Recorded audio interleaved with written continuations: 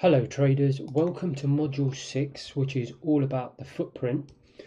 So what I'm going to start by doing is just give you a quick introduction as to what you can expect in this module, and then obviously I'll split it out so it's easily digestible for you, as I've been doing in the foundation course, into separate parts. Now, so you see the footprint here. Essentially it kind of makes sense, obviously, to start off with going through what is the footprint. And to do that, as I've said many times throughout the foundation course, it is essentially the market orders, right? These numbers you see here in each bar, these bars are no different to basically bars on a normal chart, a candlestick chart, except that they're not minute-based charts. But I'm going to come to that in a second. But the main point first, and what we're going to cover first, is what is the footprint. So as I said, it's basically market orders. So for those of you who've done the exercises and understood what market orders are versus pending orders, really going to be strong in this section. You're going to understand this stuff a lot better than those of you who've just skipped forward. So if you haven't done all the exercises, I would highly recommend you do them, because when I start explaining market orders in the section, it's going to be difficult for you to follow along. But anyway, so we'll start with that, and I'll run you through an example with a depth of market side by side with the footprint, so you can see it is the market orders. And in fact, what I would say to you guys, I always say this to people with indicators, you've got to, people use these indicators all the time that you see on retail platforms, which I have no time for those. I've already shown you through hours of content that they're useless. But at the end of the day, you can prove things to yourself. And my point by saying all of this is, don't just take my word for it that these are market orders. Prove it to yourself. We're going to do that together anyway, but that's why I'm doing it. Is because I want you guys to get into the habit of proving things to yourself.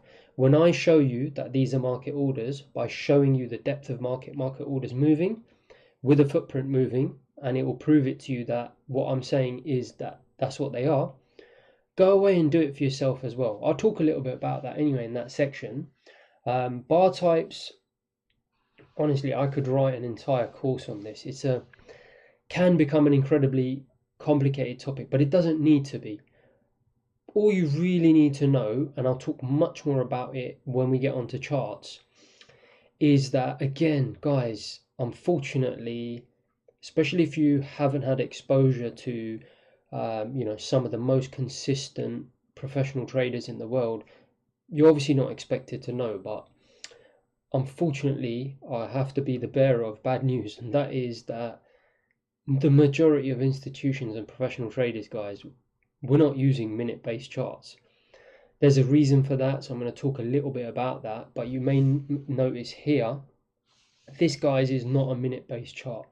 I don't mind so much in the FX spot market using minute-based charts, because volume isn't available. As you know, it's only available transparently anyway in a futures market. So when I'm looking at my retail FX platform, I've got no problems with looking at the minute-based charts, etc. And I'm not saying dump minute-based charts. Use them by all means, but you should be extracting a lot of your information as well from non-minute based charts. And if you're not familiar with what I'm talking about, it's going to be a little bit can be a bit overwhelming because you're so used to looking at 1 minute, 5 minute, 10 minute, or 15 minute, and then hourly, 4 hour, all those time frames. But what you need to understand is that the professionals, the majority of the time, especially if they're trading futures, not looking at that at all. In fact, this is a Renko chart, a 4-tick Renko.